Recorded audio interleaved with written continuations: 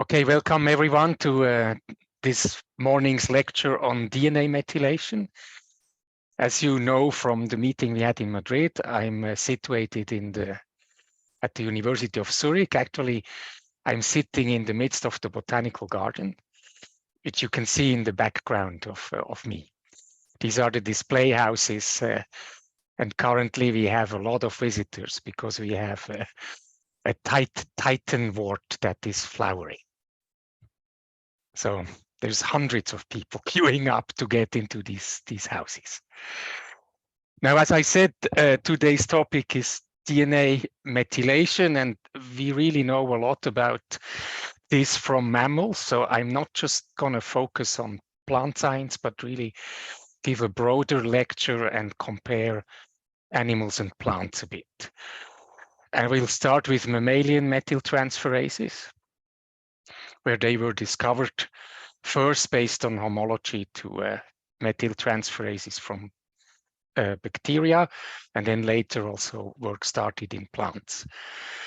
I will talk about some biological phenomena, not just the enzymes behind, where methylation is important, and probably one of the most interesting one, maybe also because we work on it, is genomic imprinting.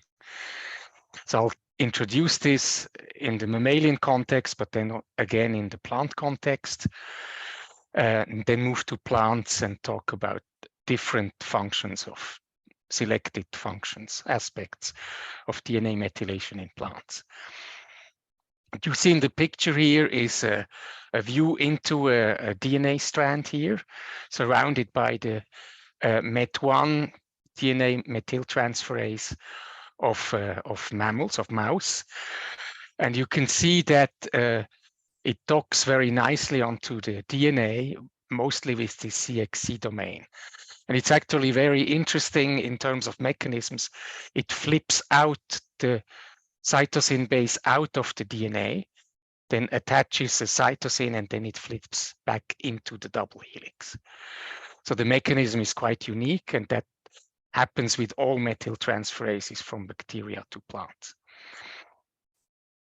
And what these enzymes, these methyltransferases really do is they take a methyl group from S-adenylyl methionine, and they attach it to the 5' position of the cytosine.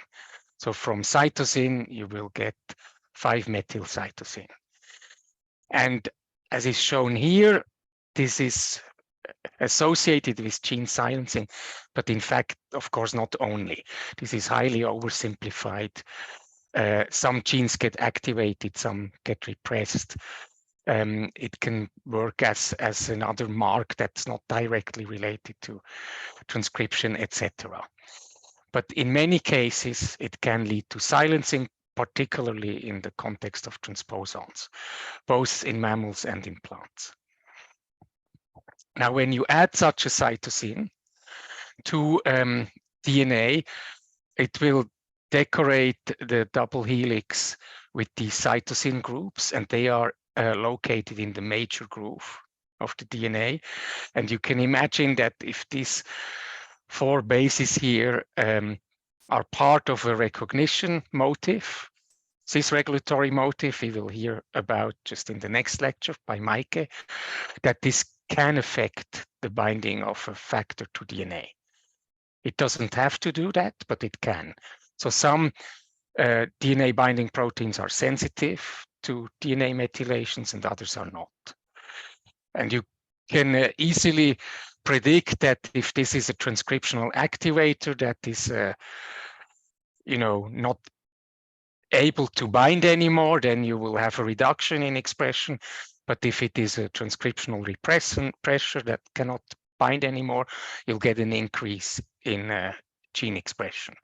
And in fact, if you just remove the main DNA methyltransferase in plants, you have relatively mild effects on gene expression. Maybe 5% of the genes are affected, and about half go up and half go down.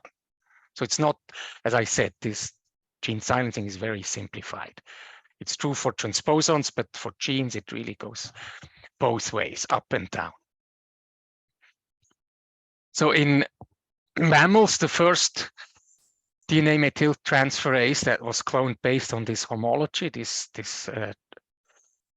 methyltransferase domain, was MET1, and this turned out to be a DNA maintenance methyltransferase. So once you have a methylation on the DNA, this is used to maintain it over every replication cycle. I'll talk a little bit more about that later, but you have a maintenance role for this first one.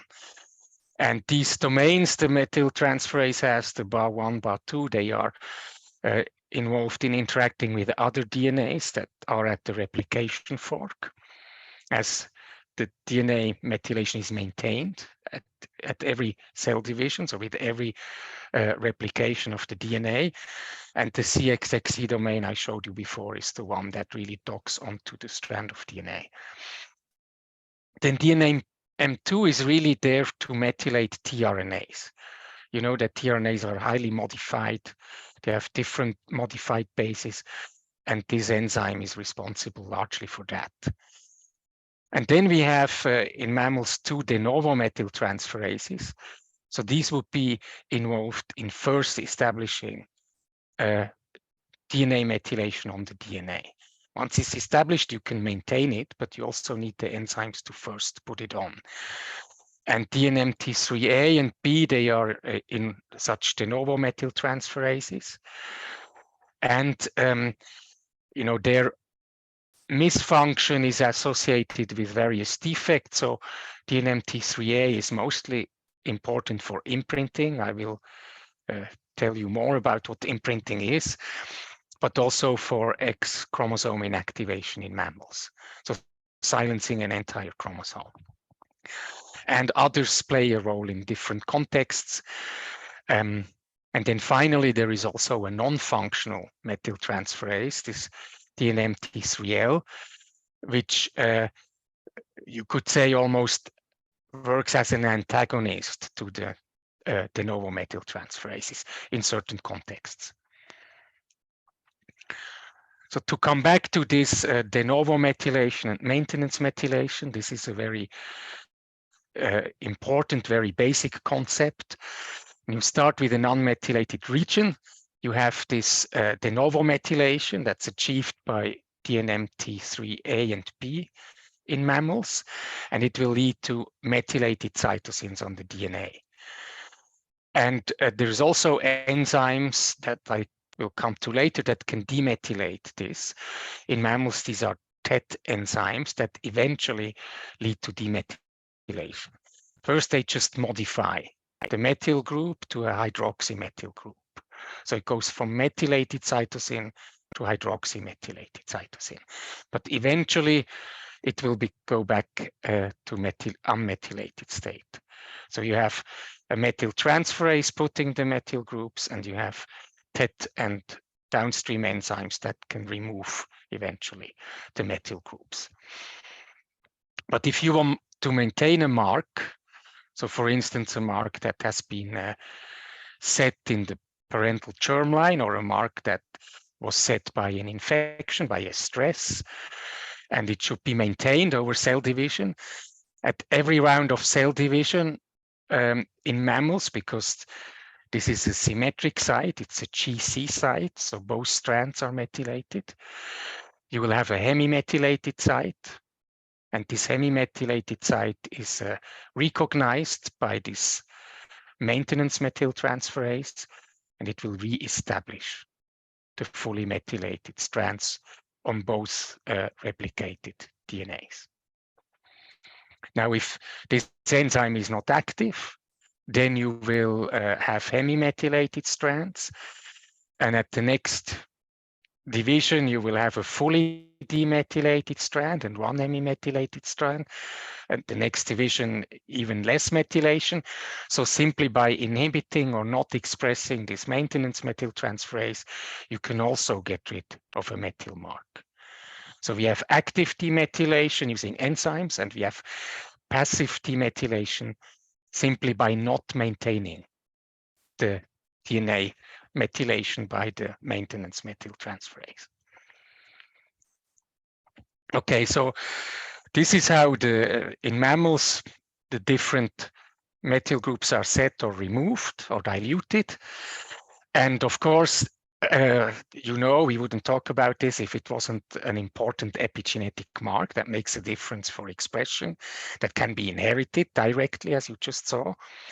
So it can be inherited over cell division, but it can even be, in certain cases, inherited across generations. And we need methods to detect this, and there are many, many methods. So I just give you a very principal overview.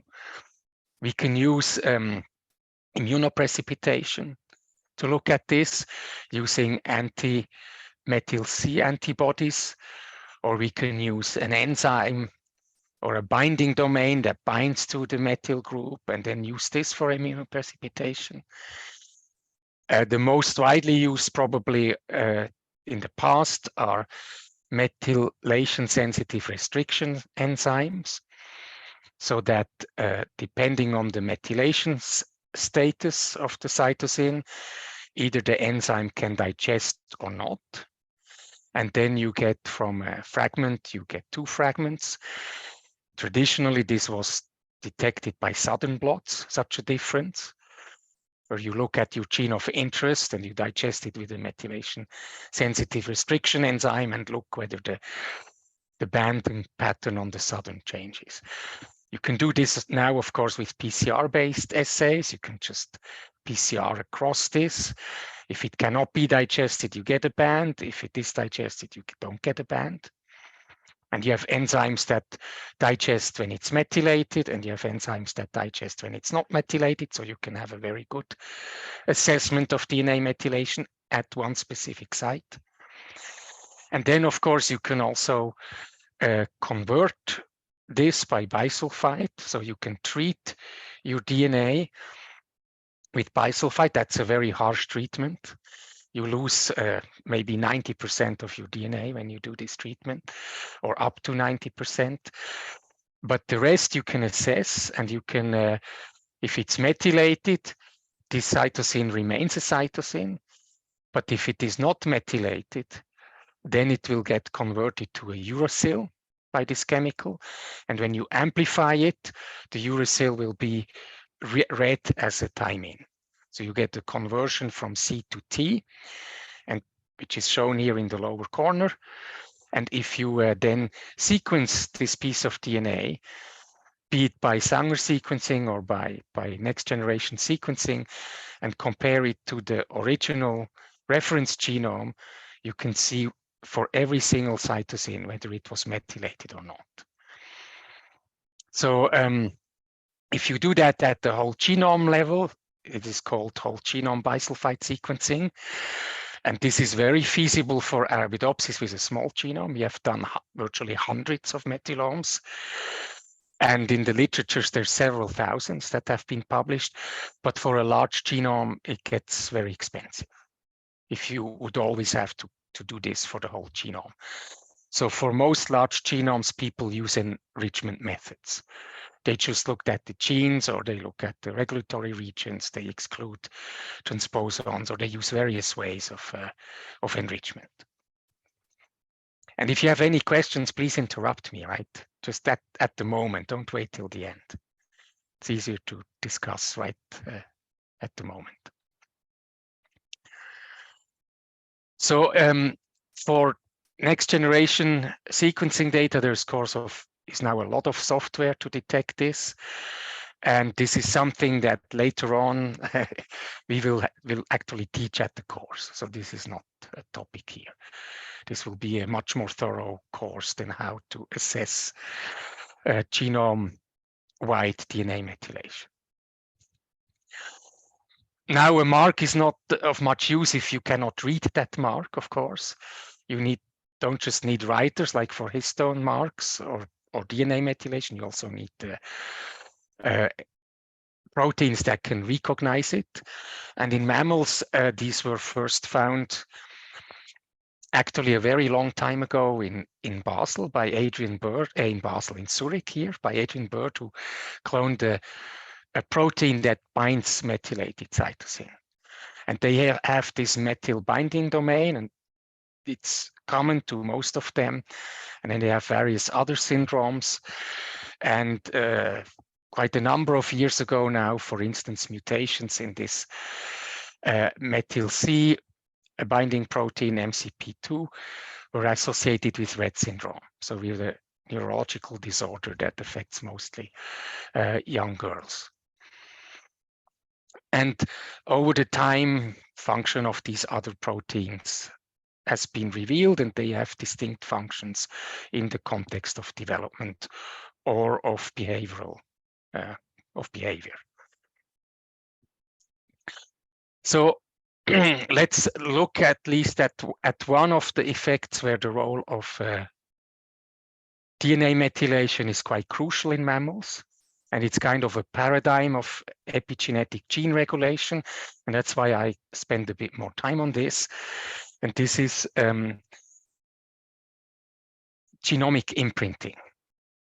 And actually, genomic imprinting was first discovered in maize, so in corn, by Jerry Carmichael, who did crosses between two strains of corn, one that had a wild type R gene. R stands for red allelorone. It gives this brown purplish color to the allelorone, the outermost layer of the endosperm in corn that is pigmented.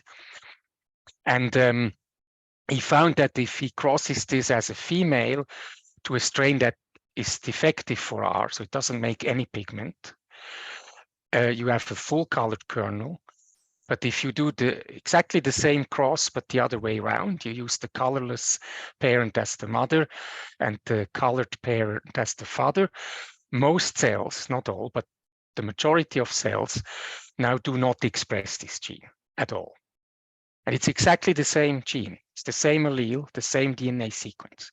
There's no difference in the DNA sequence. And Jerry did a lot of experiments that here I don't have time to go into, genetic experiments, to show that the difference here is solely determined by which parent this allele came from.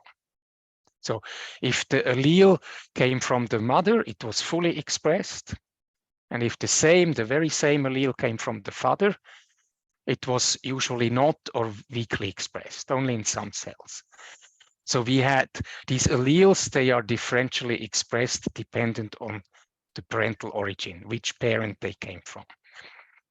And if you have genetically identical alleles that have a difference in gene expression, even so they are in the same nucleus, this is what we refer to as genomic imprinting.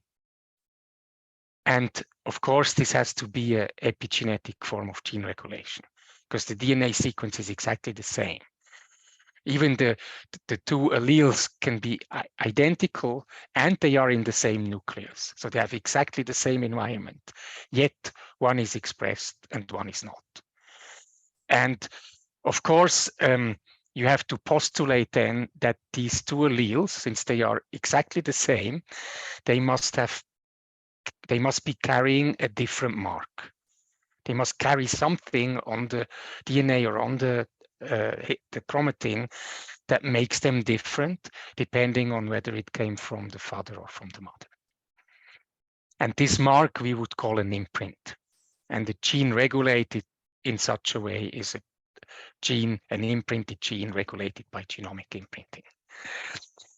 So many years later, almost 15 years later, it was discovered that this form of gene regulation, this clearly epigenetic form of gene regulation, also exists in mammals. And these experiments were very different because this was just at the advent of when people started to do nuclear transfer experiments. And they could make a fertilized egg, a zygote of a mouse. And then using micropipettes, they could remove either the paternal or the maternal nucleus and then replace it by another nucleus and see what happens to development of this embryo. So in mouse, the two nuclei are very different in size and they do not fuse for many hours. They fuse, I think, after 16 to 18 hours. So you have time to actually remove them, and the paternal one is much bigger than the maternal one. So you see visually just under a normal light microscope which one is which.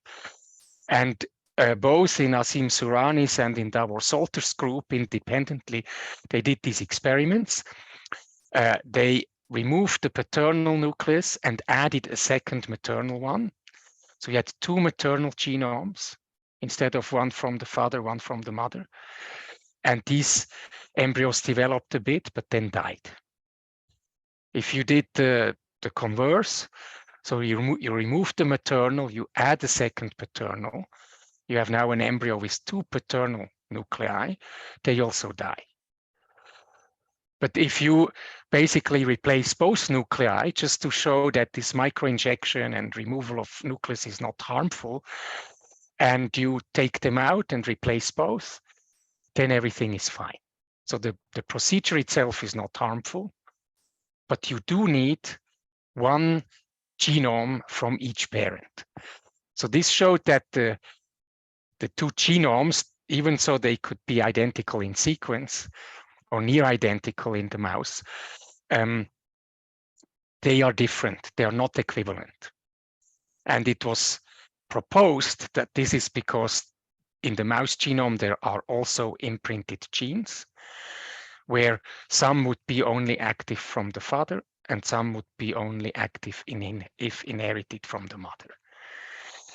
And here you see an example of such a gene where two different strains of mouse were used, CS and 129, and they have polymorphisms that you can detect based on size differences on a gel. And here they look at RNA, so at expression. This is a northern blot. In the controls here, they just mix the different types from an inbred strain, so that you see in one strain here for the IGF2 locus, from one strain you have one signal, from the other you have the other. If you mix them 50-50, you can see both. And in this cross here, where we see the natural case, we see that only the paternal genome is expressed and not the maternal. And for age 19, again, here the first three lanes are controls. But then when we look at the experimental cross, we see that only the maternal copy is expressed, but not the paternal. So this would IGF2 and age 19, they are clearly expressed only from one of the alleles. And which allele that is depends on the parent. So if you would do the cross the other way around, you would have the other allele being expressed, right? So this genomically imprinted or genomic imprinting occurs both in animals and plants. And it turned out that for almost all imprinted genes, not all, but almost all, more than 90%, what really makes the initial difference between the two alleles is DNA methylation. Come on. So yeah, here you see such an imprinted locus. It turned out once these genes were cloned, that very often in mouse you have clusters of genes, or almost always you have clusters of genes. You have some genes in this cluster where both alleles are expressed. So this is the normal case. Then you have genes where only one of the alleles is expressed, but not the other. And then also the converse. So you have usually in a cluster at least one maternally expressed imprinted gene and at least one paternally expressed imprinted genes, and often several in this cluster. And when people started to look for differences between them, they found that there are regions that show differential methylation. So they are DMRs, differentially methylated regions. And some of these DMRs, not all, but some, are really the imprinting control region. So if you have an imprint sitting on an imprinting control region, if you would delete this control region, you would lose the imprinted expression, at least on one of the alleles, usually the allele that carries the imprint. So when people looked at such alleles, they found, or at such ICEs or DMRs, they found a very big difference in DNA methylation. So here in this region of the DMR, there were 16 CpGs, and they are just lined up here. And you can see that on the paternal allele, there's virtually none of them methylated, and the maternal allele, almost all of these Cs are methylated. So there's a big difference with respect to DNA methylation. And for many, many genes in mouse, it has now been shown that this difference in DNA methylation is really what makes the primary imprint. So you methylate it in, let's say, in the father, and then this DMR is methylated in the paternal allele, but not in the maternal one. And that makes the difference for their expression. In some cases, it can also be a histone mark. Until now, the histone mark that has been shown to be inherited and responsible as a primary imprint is H3K27 trimethylation. That's put on by the polycom repressive complex. But these are a handful of cases only. Now, I've told you that these imprints, they have to be put or set in the germline of the father or the mother, and they will be differently set. So of course, the imprints, for instance, this DNA methylation imprint, they have to be set during gametogenesis, and they will be separate. No, it will be different in a male versus a female. So you set some imprints in a male, and you set a different set of imprints in the female germline. And this depends on the sex, of course, of who carries these germ cells, this germline. And then they come together at, to get rid of the pictures here, they get together at fertilization in the zygote, and you have maternal and paternally imprinted alleles that then will keep their expression states throughout the development of the organism into adulthood. But since in all your cells you carry these two differently imprinted alleles, of course in the germline you have to reset it. So in the germline you have to get rid of them, and then according to the sex of the organism you reset them. So if I have a maternal and paternal allele of a locus that I got from my father and mother, I will pass them only in a paternal state. So I have to remove the maternal imprints and I have to reset these imprints in the paternal state. So every generation this is changing, which of course tells you this has to be purely epigenetic, because the allele doesn't change, only the methylation or the histone mark changes, and it gets removed in the germline, gets reset in the germline in every generation.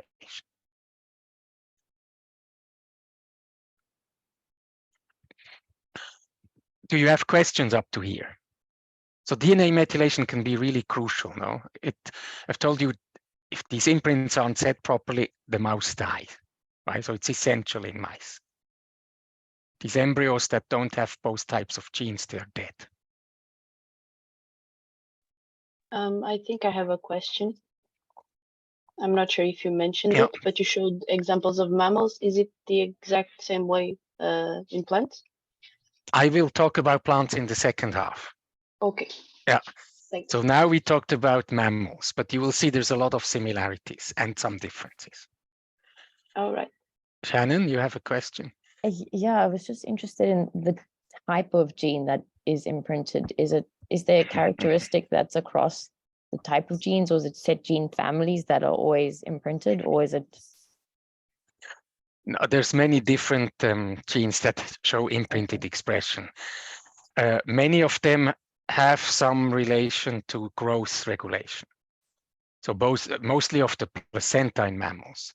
So they regulate placental growth, and they regulate thus the acquisition of nutrients from the mother. Many others are associated with brain functions, with behavior. often also related to feeding and eliciting feeding behavior from the mother. Others are non-coding RNAs.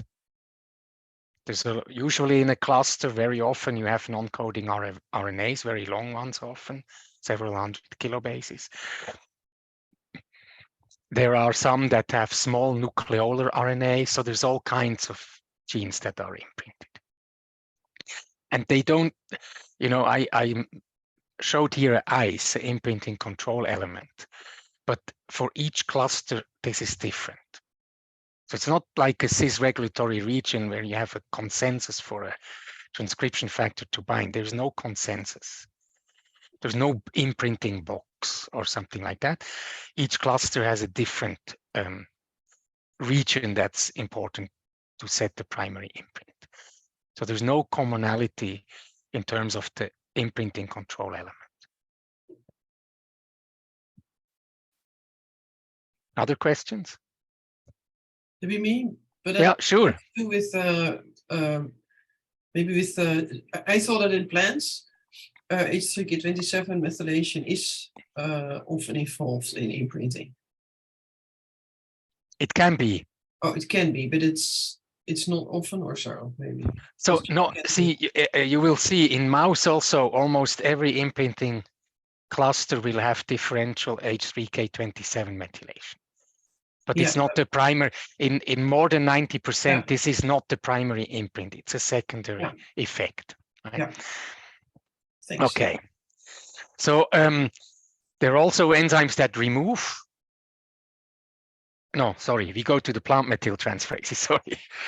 So we have plant methyltransferases that are homologous to the ones in, more or less to the ones in plants. So MET1 actually was cloned by homology to the mammalian one and characterized through that, through reverse genetics.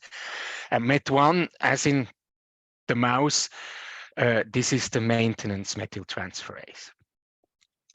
But then there is also other plant de novo methyltransferases. DRM2 is and DRM1, but DRM2 has the main function, and they are similar to the de novo methyltransferases of the mouse, the 3A and 3B. But the domains here in the methyltransferase domain, they don't have the same order. That's why it's called domains rearranged methyltransferase, DRM, domains rearranged methyltransferase. But they are de novo methyltransferases. And then there is one that's unique to plant, CMT1, 2, and 3, with CMT3 having a major function. They also have a chromodomain binding specific histone marks. So linking histone methylation and DNA methylation together. Now, the very peculiar thing and very useful thing is that if you mutate these genes in plants, they are viable. So they don't affect major fundamental functions of plant life. They get to have more and more troubles, and eventually after 4, 5, 6 generations of inbreeding, they will become sterile, but initially they are fine. Whereas the mouse mutants, not just when you have a problem with 2 maternal or 2 paternal genomes, but if you mutate, for instance, the maintenance methyltransferase, or you mutate the de novo methyltransferases, both of these mouse embryos are completely lethal. They die very early as an embryo. But in plants, this is the equivalent of DNMT1 here. These plants are fine. They flower a little later. That's all. And but that is true for Arabidopsis. In Arabidopsis, yes. Maize, most of the mutants are lethal. Yes. Lethal. Also, it seems in tomato they are lethal. Yeah. But they are not lethal for whatever reason, even though there is less redundancy in Arabidopsis. May have to do with the number of transposons, I guess. And then DDM1 is not the methyltransferase, it's a chromatin remodeling factor, but in this mutant, you lose 70 or 80% of all DNA methylation. And also this is viable, and the double mutant is viable. As I said, after inbreeding a few generations, they get very, very sick. So there you have more and more secondary effects. But just not having this enzyme during development is initially not a problem. Now in plants, the distribution of DNA methylation is a bit different from that in mammals. In mammals, you have DNA methylation almost only in the CG context. So it's always symmetrical. You have CG on one strand and GC on the other, and you always have a symmetrical site that's methylated. So it's also very simple to maintain this DNA methylation, right? Because you have the maintenance methyltransferase that recognizes the hemimethylated site and just replaces the methyl group on the cytosine opposite. So also most of these are in GC islands. There's few in the shores and there's virtually nothing further out in the genome. So this would be a GC island, a GC shore, and then you lose them. In plants, it's very different. We have DNA methylation also in the CG context, but then there is also CHG or CHH. And CHH, of course, is not symmetrical. So if you replicate, one of the strands doesn't have the information anymore. No, one of the newly replicated chromatids has no methylation. For CG and CHG, there's still a hemimethylation present on the newly replicated after replication, but here is not. So this needs a different way to maintain it for sure. And if you look where the DNA methylation is located in the genome, we find we have most of it on repeats or transposons and other repeats. And there we find all types of DNA methylation. So CG, CHG, and CHH. But if you look at genes, we have it mostly on gene bodies. And this is only CG. You don't find much of the others. And if you find some in a promoter, very often it's a fragment of a transposon that has all 3 times, a small fragment of a transposon. So the distribution is different, and also the context of DNA methylation is different in plants. But in both animals and plants, mammals and plants, transposons are heavily methylated, and when you remove methylation, you probably get remobilization of the transposons and then lots of secondary effects, and maybe lethality or sterility, etc. So in plants, each of the 3 contexts has its own pathway for maintenance. So establishment is done by the DRM2 de novo methyltransferase in each context, right? And that's the equivalent to this de novo methyltransferase in mammals. And you can see genome-wide about a quarter of the cytosines in a CG context are methylated, relatively few in the CHG and even fewer in the CHH context. So these percentages are genome-wide of all cytosines that are methylated. So, and for maintenance, you need this maintenance methyltransferase MET1 for the CG context. This is the equivalent to the mammalian DNMT1. And then for the CHG, we have CMT3 that maintains this context. And for CHH, because we cannot easily, there's nothing else, not hemimethylated, we need a de novo methyltransferase, right? DRM2, and CMT2 also adds to that a little bit. So this CHH context methylation has been investigated really to great detail in plants, because you know, it's a unique pathway to plants, and it's a very complex pathway. So many mutant screens led more and more to understanding of how this works. How can you target a specific region in the genome for methylation if there is no inherited mark after replication? And that's how this pathway is called RNA-dependent DNA methylation looks like at the moment. It's very complicated. I don't want you to remember much, except that it involves two plant-specific RNA polymerases, Pol4 and Pol5. And Pol4 makes, at the sites that will get methylated, a small, starts to make a transcript. This transcript then gets made double-stranded by an RNA-dependent RNA polymerase, RDR2, and then it's diced into small pieces, integrated into Argonaut. And of course, this part is now complementarity to the original RNA, and it will target it back to the DNA where it came from. So we have this base pairing between the DNA and the small RNA mediated by AGO4, and that attracts the whole de novo methylation machinery, DRM2, to put the methyl group here. So by making a small RNA and the complementarity of the small RNA, you can maintain these CHH regions over a long time because it's mediated by a RNA. It cannot be, the signal can't be hemimethylation, it has to be done de novo every time. But the specificity is coming here from small RNAs. And then once you have DNA methylation, it attracts a whole lot of other things to make the chromatin highly compacted. So it involves histone modifications, compaction of the chromatin, etc.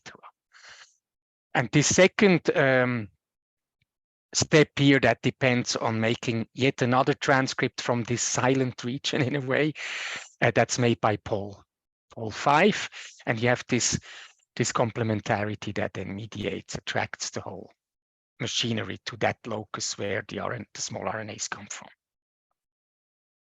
It's very complicated, so you don't need to know much about it, but it needs small RNAs to give the specificity where DNA should be methylated. Now we have already seen that if you look at survival, if you remove these methyltransferases, the plants are still alive. So it's not essential as it is in mammals, but with time, plants get worse. So here you see a MET1 mutant over a few generations. You see the plant get smaller and smaller. It's still a plant. It still makes all the tissues and cell types, etc. And you see quite some effect on heterochromatin. So here we look at chromocenters, and with each generation, we have a little bit less heterochromatin. So probably because all the transposons and the pericentromeric regions that are full of transposons, they get less and less methylated and less condensed over time. So you lose the constitutive heterochromatin over time with inbreeding. But even if you remove all DNA methylation completely, and that was recently done in Jiankai Zhu's group.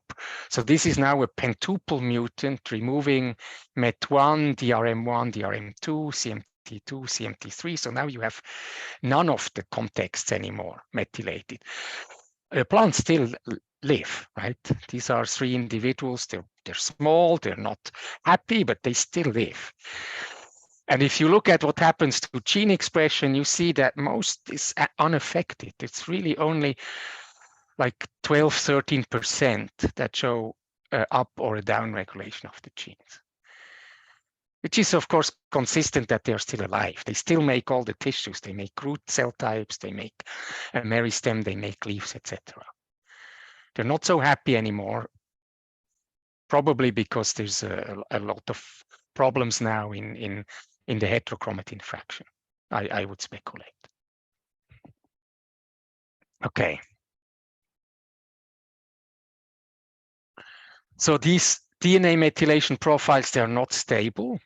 Now, some should be stable, like imprints in the mouse. If they have a very important role for development, for instance. And we did a comparison of about 500 different leaf methylomes. And, you know, by far most is the same in every leaf, no matter where this was grown, in which lab this was done. There's a lot of these methylation patterns that are really consistent, and they are very robust. But others change. And for instance, this is a paper 10 years ago from the Ecker lab. They showed that if you infect plants with a pathogen, or you spray it with salicylic acid, which is involved in defense, you have quite a bit of changes in the DNA methylation profile. So you can, and you also see that these mutants in DNA methylation, the MET1 mutant, but also a DRM1, DRM2, CMT3 triple mutant, they are more resistant to infection than the wild type. This is infection with Pseudomonas. And they saw there were changes in DNA methylation. Promoter regions were demethylated, and genes were then expressed that presumably have a role in defense, since the plants are more resistant to infection. Now, in the next generation, this is lost. So this is something that's established upon infection, upon a stress, or some interactions with the environment. But more or less everywhere where people looked hard, there is not much that's transmitted to the next generation. Within one generation, yes, very, very few differentially methylated sites are transmitted through the next generation, but they can be. But they are not. It's not the rule. It is more an exception. Now, DNA methylation also in plants is involved in imprinting. So, for instance, there are two genes that are relatively well known as imprinted genes. One is FIS2. It's a member, encodes a member of the polycomb repressive complex 2. The other one is FWA. It's a flowering time gene. And they're both carrying methylation in their promoters. And this methylation is maintained by MET1 throughout vegetative development into flower development. And in the pollen, it is maintained so that the paternal allele will still carry methylation.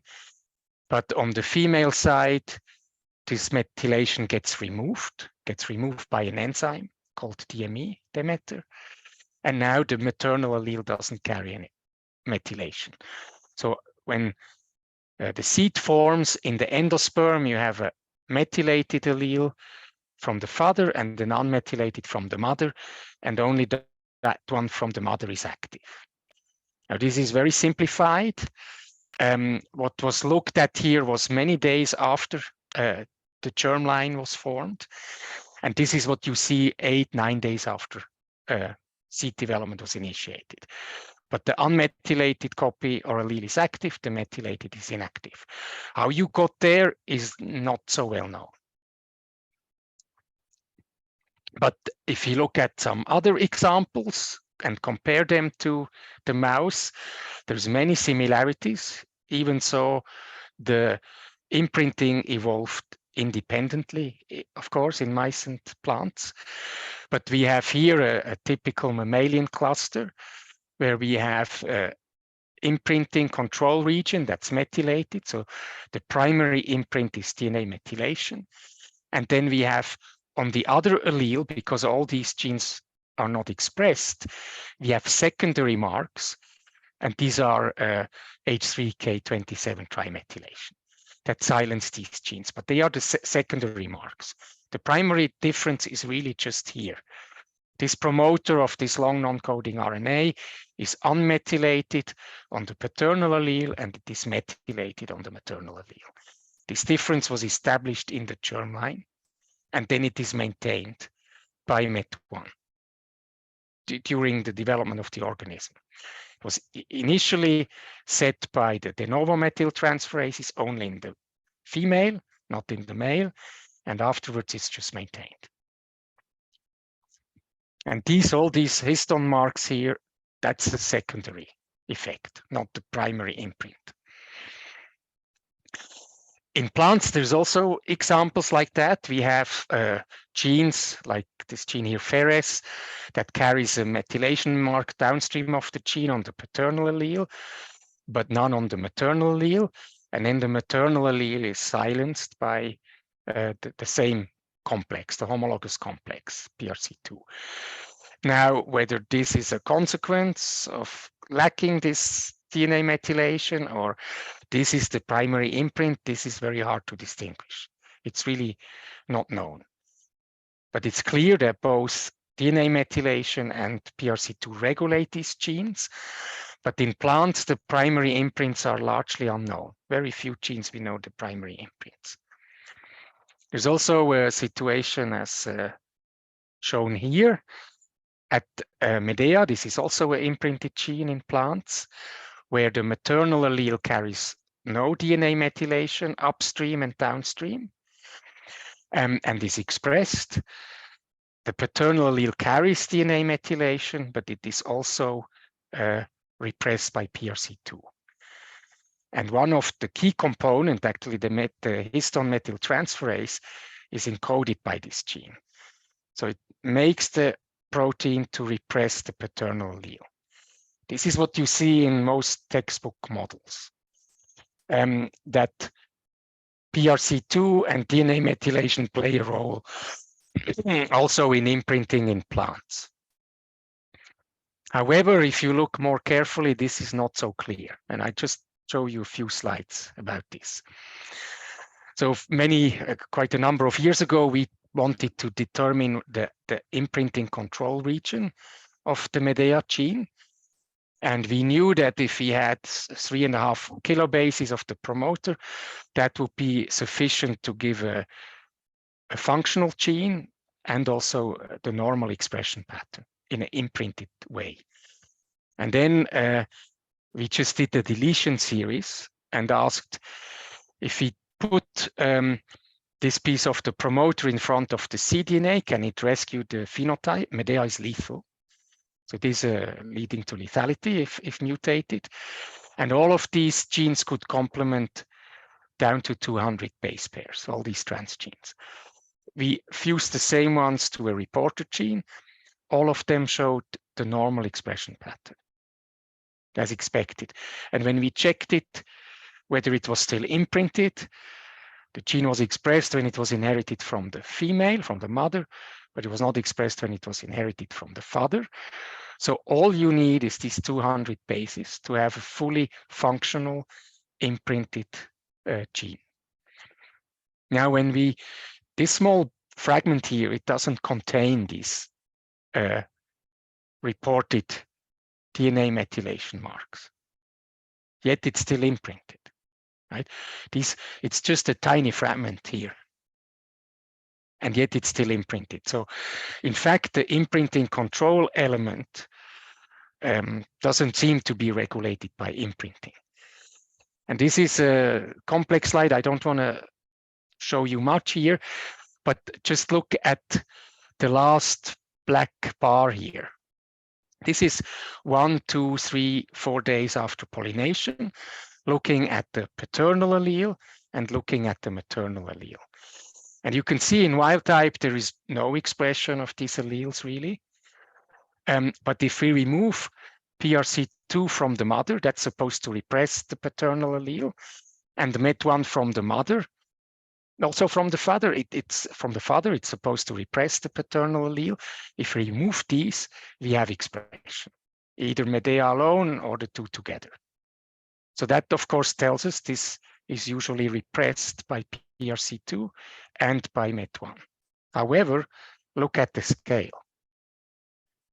If we look here, this is 10, this bit of expression here is actually only about 10% of 1% of the wild type or 15% of the same genetic background. So it's really, really little de-repression.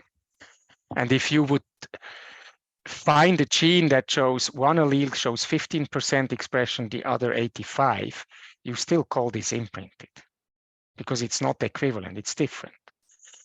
So this is not, neither of them are neither PRC2, so histone methylation, or MET1, DNA methylation, or even together explain that this gene is imprinted.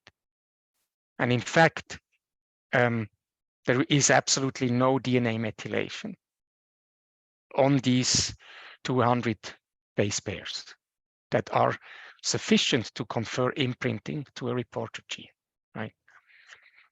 So the DNA methylation cannot make the difference. And here, this is not looking 8 to 10 days after fertilization. This is actually the female gamete, the central cell for the endosperm, and the sperm. And there's no methylation. It just means that DNA methylation cannot be the primary imprint. And in fact, this had already been shown in maize for a homologue of the PRC2 component FIS, where if you look in the endosperm several days after fertilization, the maternal alleles are not methylated, but the paternal ones are. But if you look in central cell and sperm, the two gametes, none of them are. So this difference in DNA methylation here must happen after fertilization when they are both in the same nucleus.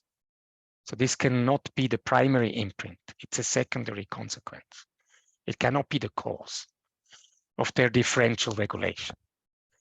And we know now, for instance, for genes that are expressed in the plant embryo, out of 13 we tested, none of them is regulated by DNA methylation, and only one of the 13 is regulated by histone methylation through PRC2. So basically in plants, we do not really know for the vast majority of genes what the primary imprint is. Even so, it looked very promising that, you know, there are effects of DNA methylation and PRC2. They're similar to mammals, but they do not really explain the imprinting. So how, just the last minute, how could we explain this difference? We think it has to do with higher order chromatin structure. Rather, and maybe when you demethylate these methylated regions outside Medea, you open up a chromatin loop, and now the factors that methylate, that make the difference, that set the primary imprint, we call them imprinters, imprinter factors. They now have access and can set the maternal version to maternal expression and the paternal version to paternal expression. Maybe in the male side, this can happen in a chromatin loop, but in the female side only when the loop is opened, or vice versa. We don't know. It could be, of course, just opposite. But in the end, it would be really a difference in higher order chromatin structure that allows the setting of the primary imprint. And the primary imprint is not DNA methylation, but it's actually the structure of the DNA. Now, it's very difficult to show this, especially since this happens in gametes that are very, very difficult to access. So in plants, these chromatin loops that imprinted genes have not been demonstrated experimentally. They are just a hypothesis. But in mammals, they have been shown. In mammals, many of the imprinted genes do indeed show chromatin loops on one allele and not on the other. So their loops are associated with the active allele and the inactive allele. So to summarize, DNA methylation plays a role in regulation of genes and transposons in both mammals and plants. We have de novo and maintenance DNA methyltransferases in both these organisms. They share homology, so they have similar domains and they have similar functions. In plants, DNA methylation exists in the CG, CHG, and CHH contexts, and each of these has its own maintenance system. DNA demethylation in plants is achieved by DNA glycosylases that can recognize actually a methylated cytosine and excise it from the DNA, and then it's replaced with a non-methylated cytosine. And in animals, it is more complex. It first involves this hydroxylation and further oxidation, but then also this is also a glycosylase that then excises the base and it's replaced by an unmethylated base. These plant DNA methylation profiles change dynamically in response to the environment. So both, for instance, to salt stress or to biotic stresses like pathogen infections. And if we look at imprinting, we really do not understand what the primary imprint is for most of these genes, but in mammals, it is usually DNA methylation. And very rarely it's H3K27 methylation. And with that, I'm done. And if there are questions, I'll be happy to answer them.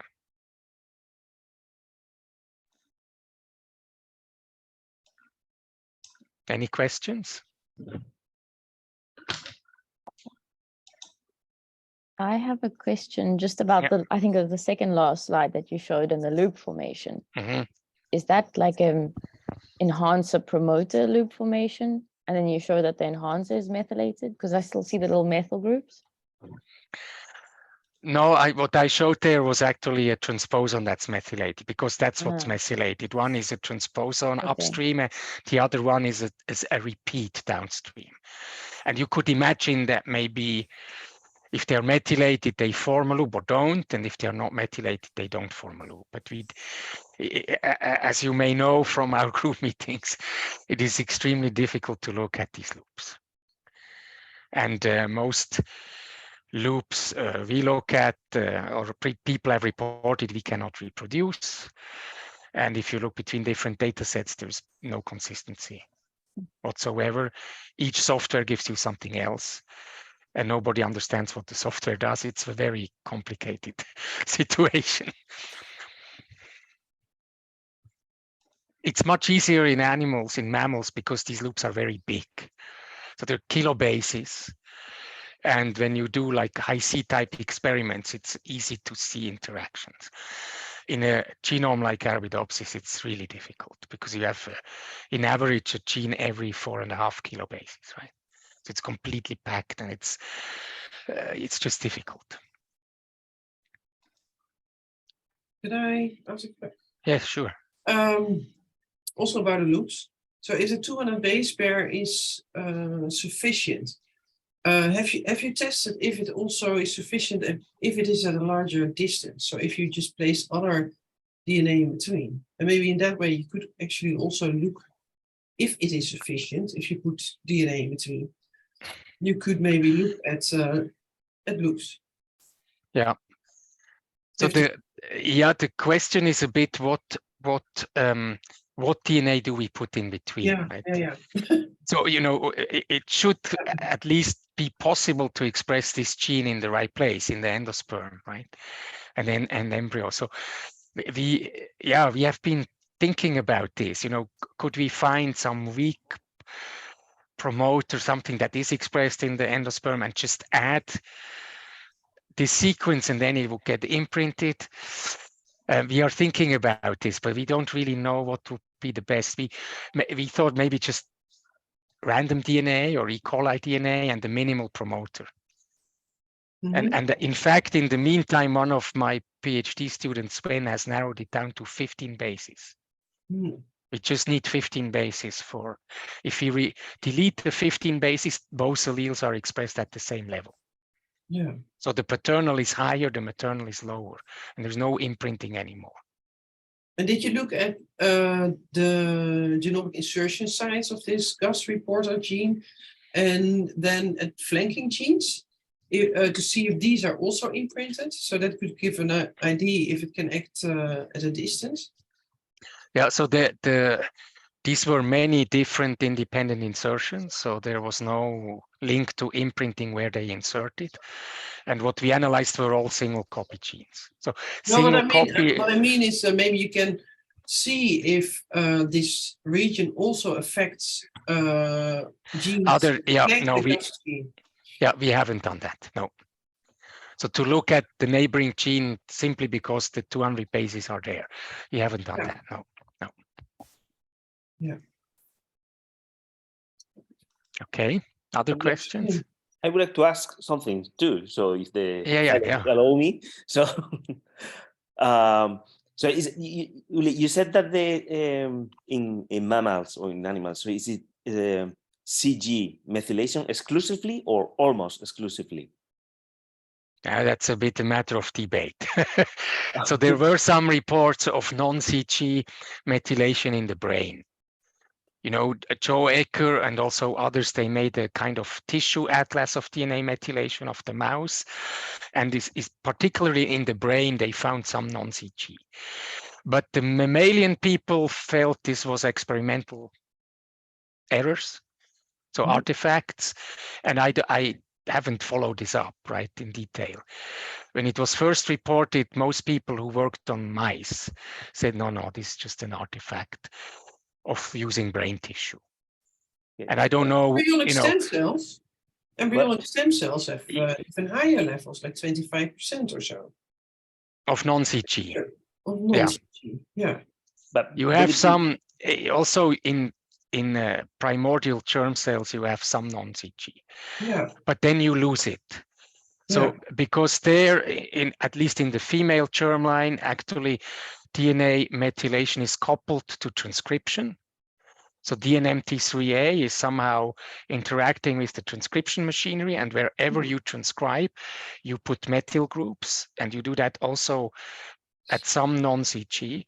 But then through replication, you lose everything but CG. Yeah. Once the the embryo starts to develop. Because that's the only maintenance system you have is for CG. Okay. So you can de novo, I think that's my speculation or hypothesis, you can de novo methylate non-CG sites, but if you need to maintain it through replication, the only thing you keep is CG. That would explain it also a bit in non-dividing brain cells, right? Yeah, because in plants and it may explain it in stem cells before you start to differentiate them or something, that they have a lot of de novo activity. Because you have the CMT 1 and 3 specific methyl transferases for maintenance in plants, no? And yes. So that's probably the reason, no? Because you can maintain those methylation, those non. Yes, so you can CHG, you can maintain, right, by the CMT3, and then you can DRM2 and CMT2 you use to maintain just CHH. But that only works if you have small RNAs. Without small RNAs, you lose it. Okay. So you need complementary small RNAs for that type of methylation. And those you don't have in mammals. Okay. This pathway really doesn't exist in mammals. By RNAs. Yeah, but works different. They work quite differently, yeah. And one more thing. So what is providing specificity to the RNA polymerase 4 for recognition? You better ask Maike that. She works on paramutation. That's closely linked to this field. I can only tell you what is in a textbook. Okay. Okay, thank you.